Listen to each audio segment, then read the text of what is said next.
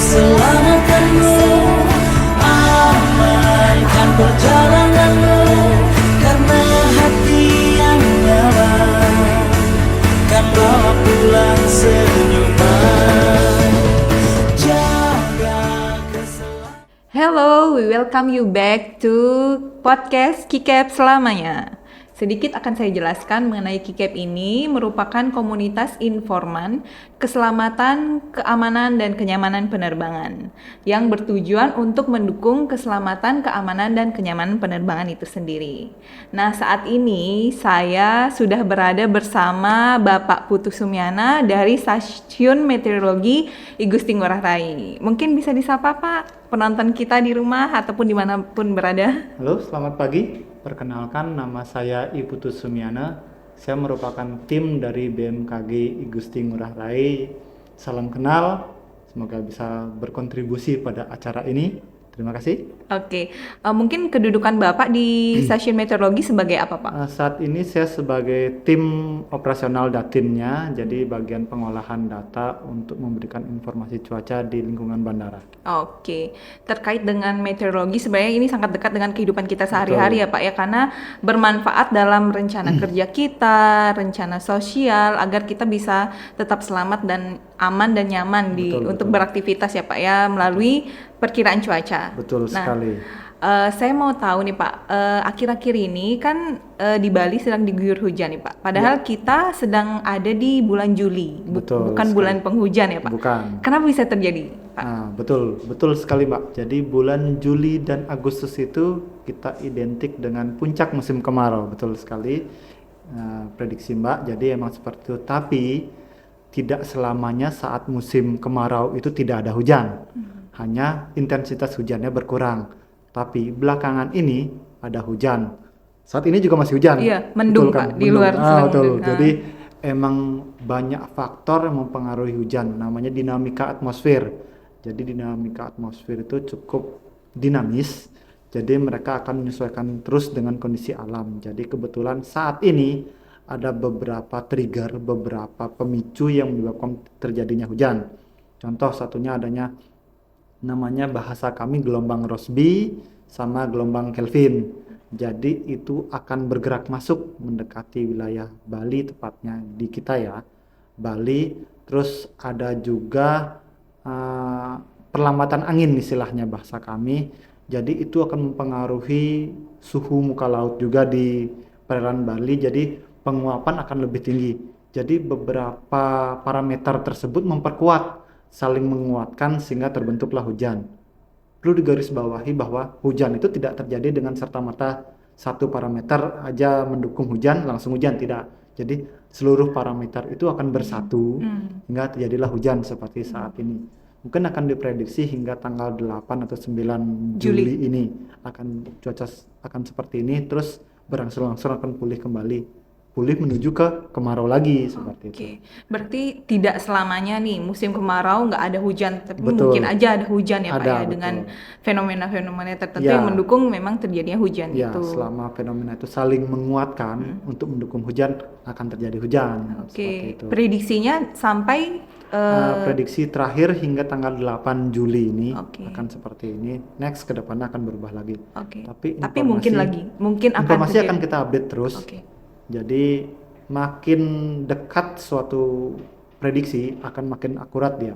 Jika makin jauh biasanya tentu akan ada biasnya, akan ada penyimpangan di situ, Mbak. Oke. Jadi itu yang perlu kita perhatikan. Sebenarnya ini terjadi di wilayah Bali atau di luar wilayah Bali juga? Cukup banyak, jadi lebih dominan di arah belahan bumi selatan. Jadi wilayah Bali, di wilayah Jawa sebagian sama Nusa Tenggara. Nusa Tenggara Barat lebih tepatnya. Jadi akan berpengaruh terus seperti itu. Jadi emang perlu diwaspadai saja. Kita perlu waspada ya dengan Betul. perubahan cuaca yang mungkin tidak terprediksi kadang-kadang. Betul ya, Pak, ya. sekali. Terkait dengan prediksi cuaca, bagaimana sebenarnya stasiun meteorologi ini memprediksi cuaca dan perubahan cuacanya itu Pak? Itu basic sekali Mbak ya. Jadi bisa kita katakan bahwa kita punya titik di tiap-tiap provinsi, tiap-tiap pulau kita punya titik. Jadi di sana ada namanya observasi. Dari awal saya ceritakan Mbak ya. Jadi kita punya tim observasi yang bertugas untuk mengambil data dari alam, bahasanya seperti itu. Jadi ada data suhu, ada data tekanan, ada data angin, itu diambil dahulu, itu kita olah. Ya, makanya disebut tim observasi. Dari sana next, dari data observasi data mentah tersebut, data itu diubah menjadi modeling, dilakukan pemodelan, hingga dikeluarkan banyak-banyak model ini, model itu, model A, B, C, D. Semua itu dirangkum jadi satu oleh tim forecaster namanya, Mbak. Nah, bahasa kami prakirawan. Nah, Iya, iya. itu dirangkum dan dianalisa. Jadi model apa yang cocok pada musim ini, model ini cocok dengan yang A cocok dengan yang B, itu digabungkan, maka dilanjutkan ke tahap prediksi. Jadi prediksi, setelah dilakukan analisa, lakukan prediksi hingga mengeluarkan suatu produk namanya perakiraan cuaca. Jadi kita melihat di aplikasi BMKG contohnya, ada info BMKG, kita lihat cuaca hujan, cuaca berawan, tidak langsung buat seperti itu. Jadi tahapannya emang cukup banyak untuk membuat seperti itu. Jadi dari Ada awal- prosesnya ya, dari Iya, analisa, dari lalu observasi, analisa, melakukan prediksi, hingga Baru keluarlah produk perkiraan. seperti itu. Oke. Tahapannya seperti itu emang. Di seluruh dunia pun seperti itu tahapannya. Oke. Jadi BMKG hanya menurunkan informasi dari luar, terus diadaptasikan di tempat kita. Berarti untuk mencari data itu ada alat yang mendukung ya Pak ya? Betul, ada alat dan manusianya juga. Hmm, Jadi perlu tidak hanya manusia saja atau alat saja, jadi semua harus berkolaborasi seperti oke, itu. iya. Seberapa besar sih Pak dampak dari perubahan cuaca ini terhadap penerbangan kita, khususnya di Bandara Ngurah Rai lah Pak? Dampak cuaca cukup besar, Mbak, ya. Jadi bisa dibilang cuaca yang kita amati ada parameternya banyak, Mbak, ya. Mungkin bahasa kami meter namanya, tapi yang diamati parameternya seperti angin, ada suhu, ada tekanan, ada curah hujan, ada perawanan, itu diamati semua. Contoh angin. Jika angin kita tentukan arah dan kecepatannya, Mbak. Jadi kan kebetulan landasan di Ngurah Rai ini kan timur barat ya. Jadi angin yang berpengaruh di landasan ini adalah angin yang timur dan barat. Jadi pesawat untuk take off dan landing memerlukan arah angin yang berlawanan dengan pesawat tersebut. Jika anginnya dari barat, pesawatnya ke sana seperti itu, Mbak. Berlawanan. Ya betul. Jadi meningkatkan daya angkat gitu loh. Iya. Seperti itu. Jadi bahasa zaman-zaman dulu kayak gitu kan. Terus itu mempengaruhi. Terus contoh lagi di cuaca. Contoh di cuaca seperti hujan, dia mempengaruhi visibility atau jarak pandang. Iya. Jadi pesawat mau mendarat atau mau terbang memerlukan jarak pandang atau melihat landasan gitu. Jadi jika hujan deras, jarak pandang hingga turun di bawah 1000 meter, mereka nggak akan berani terbang. Mereka kan menunggu dulu hingga cuaca lebih baik atau bahkan bisa menunda penerbangan atau bahkan lebih ekstrim bisa cancel. Seperti itu jika cuaca yang berkelanjutan. Seperti itu. Terus ada parameter perawanan awan. Jadi awan-awan yang kita amati itu awan-awan konvektif namanya. Awan yang berpotensi memberikan gangguan cuaca signifikan. Seperti bahasa kita awan cumulonimbus dan awan cumulus. Jadi awan yang seperti bunga kol. Orang-orang melihat itu indah, tapi penerbang itu mengerikan. Jadi sebisa mungkin mereka akan menghindari awan-awan seperti itu. Jadi kita melakukan pengamatan terhadap awan-awan tersebut. Jadi posisi awannya di mana selama tidak mengganggu jalur penerbangan itu akan aman. Tapi jika sudah di jalur penerbangan, pilot akan menghindari awan-awan tersebut. Pastinya kalau misalnya stasiun meteorologi ingin memberikan informasi, tentunya ada alur koordinasinya dulu ya Pak ya. Betul. Bagaimana alur koordinasinya Pak dari informasi yang diberikan oleh stasiun meteorologi ke stakeholder bandara Pak? Ada aturannya, ada rule di sini di bandara ini. Jadi beberapa informasi yang bersifat privat khusus di lingkungan bandara ada, Mbak. Namanya kita punya sistem, bukan kita sih, Airnav, kita join dengan Airnav. Jadi kita menginput data dari observasi tersebut, terus kita input di sistem namanya AFTN, Mbak, namanya mereka. Dari sana akan terbroadcast sistem itu ke seluruh sistemnya mereka di Airnav. Ada ATIS dan sejenisnya. Kalau di internal kita namanya kita CMSS. Kita input di sana, jadi seluruh instansi yang terkait dengan data kita langsung tahu pada saat kita input sekali, itu langsung terbroadcast dalam waktu 0, sekian detik. Harus cepat ya Pak ya? Harus cepat karena setiap itu data itu sangat signifikan perubahannya. Jadi sekali input seluruh data, bahkan kita input data di sini, tim BMKG atau tim airlines di tempat lain seperti di yang jauh ya, di Medan, di Singapura seperti itu, mereka pasti langsung tahu data kita. Jadi kita tidak usah secara manual menginfokan via zaman seperti dulu gitulah. Sekarang cukup broadcast sekali, publis keluar. Namun untuk komunitas di lingkungan bandara, kita biasanya punya WhatsApp group ya, yang zaman kekinian ya WhatsApp group. Kita publis di sana, tapi informasi yang sebatas seperti aerodrome warning atau peringatan dini cuaca saja. Bukan seperti informasi spesifik ke pesawat seperti itu, Mbak. Oke. Kalau aerodrome warning itu Itu fungsinya juga, apa? itu peringatan dini juga, Mbak. Jadi dia bahasa peringatan dini di lingkungan bandara. Jadi aerodrome hanya sebatas 10 km dari bandara. Jadi informasi yang diberikan itu aja. Berarti beda ya informasi yang diberikan ke Airnav, terus ke komunitas bandara, terus kepada masyarakat, itu beda-beda Beda, informasinya Pak jadi ya? ada bahasa yang seperti kode seperti itu, Mbak. Jadi kalau kita berikan bahasa meter ke masyarakat, mereka tidak akan paham. Oh iya. Karena cuman angka atau bukan sandi seperti itu. Mereka tidak akan paham. Makanya kita ubahkan ke dalam bahasa yang lebih familiar, lebih publik seperti itu, Mbak. Oke. Berarti bagaimana informasi ini sampai kepada pilot untuk menghindari atau ada perubahan cuaca seperti apa, itu dari Airnav sendiri? Ya, jadi pilot yang sudah di udara apa di bawah? Jika sudah di udara, mereka akan terbroadcast dari sistem ATIS itu.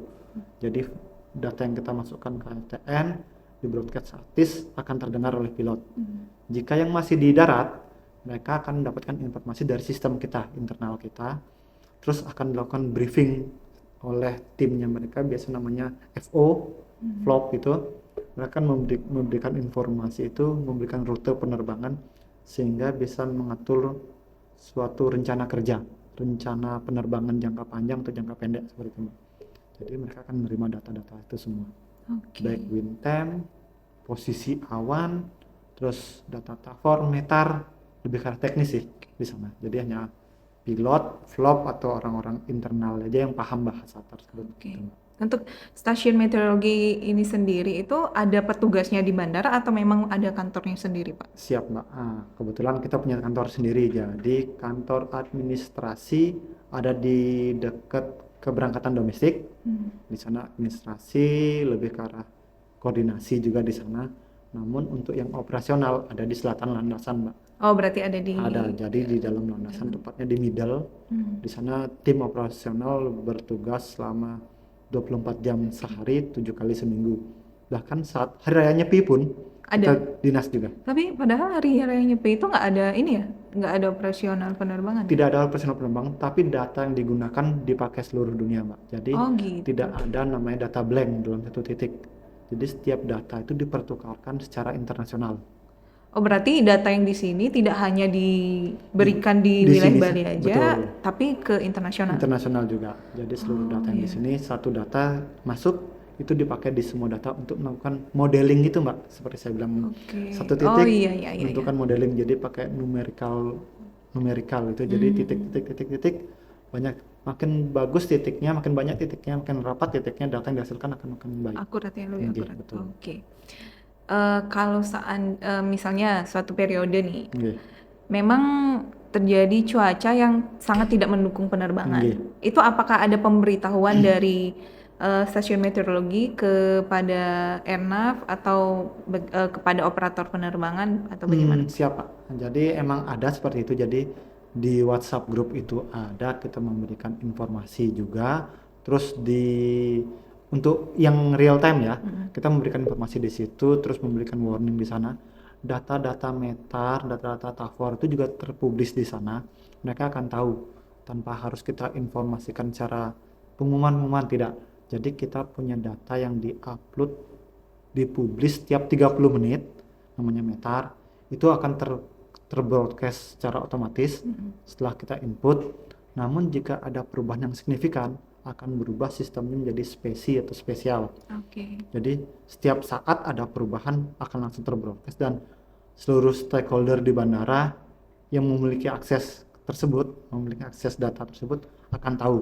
Jadi otomatis mereka akan menyiapkan tahapan-tahapan yang akan dilakukan. Contoh, akan ada hujan 30 menit ke depan, mereka akan prepare apa yang dilakukan, perubahan rencana kerja atau penundaan penerbangan seperti itu.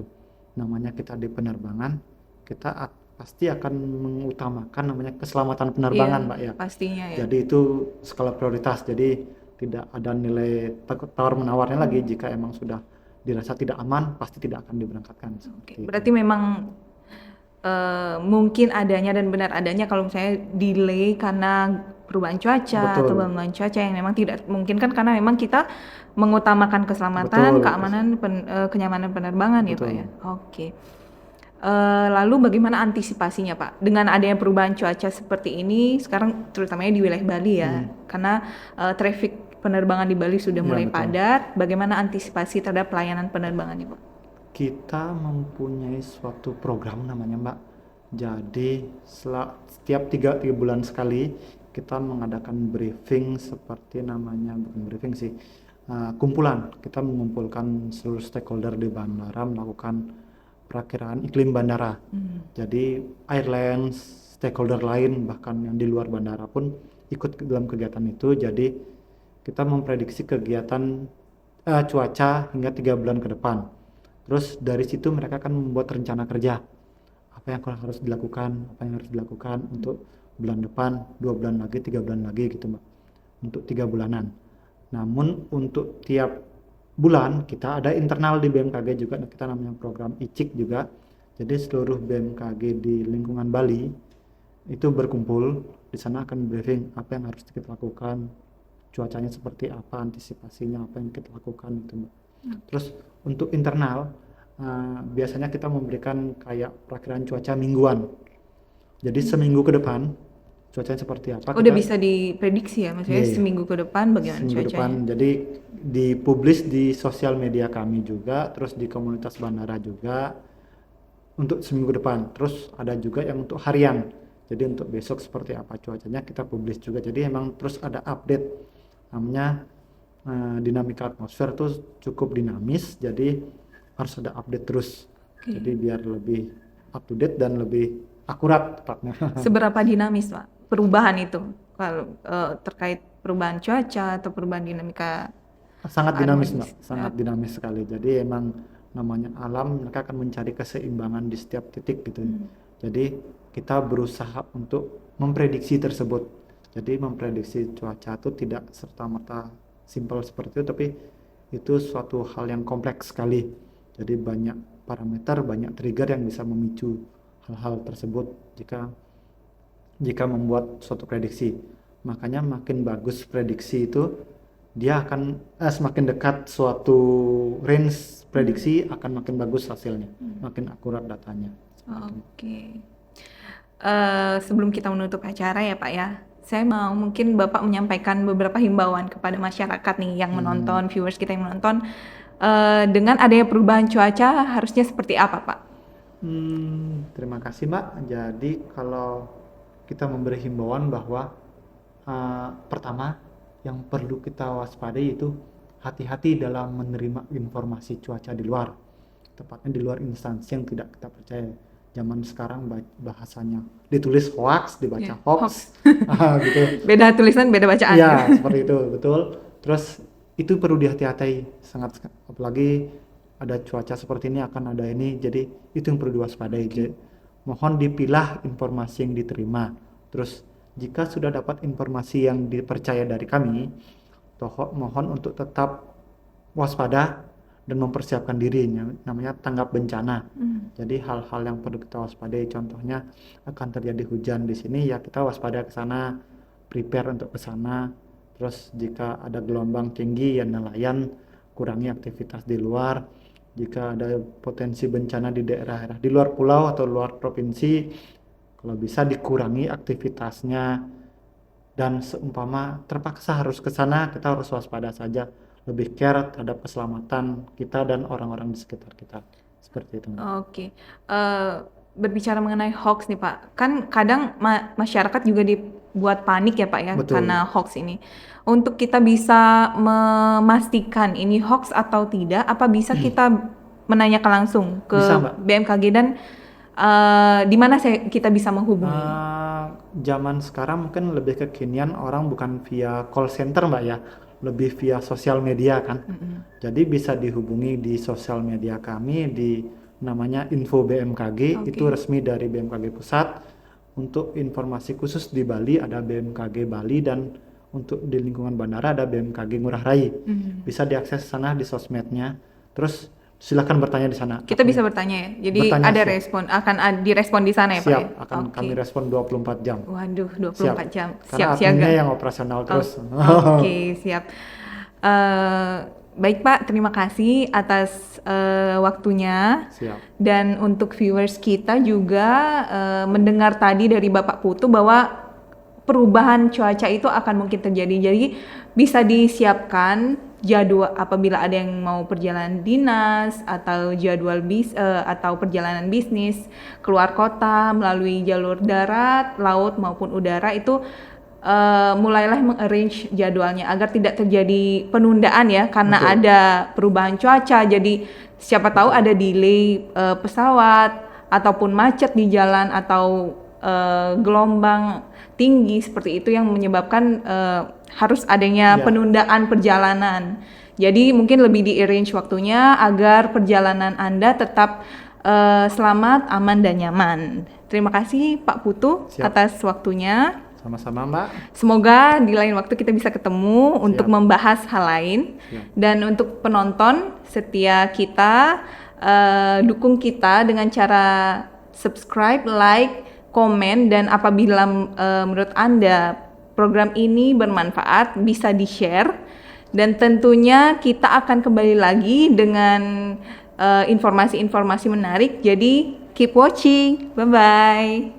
Karena hati yang nyaman kan bawa